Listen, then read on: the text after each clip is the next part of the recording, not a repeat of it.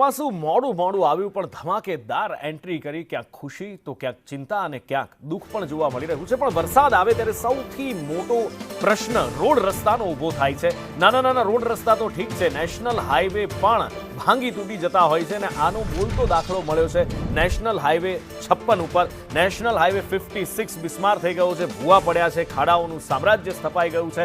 વાપીથી ખાનપુર સુધી જવું હોય તો લોકોને અનેક પરેશાનીઓનો સામનો કરવો પડી રહ્યો છે। વલસાડના સાંસદ ધવલ પટેલ સુદ્ધા આ હાઈવેની મુલાકાત માટે પહોંચી ગયા હતા। હાઈવે ઓથોરિટીને તેમણે રિપેરિંગ કરવા માટે સૂચના પણ આપી છે।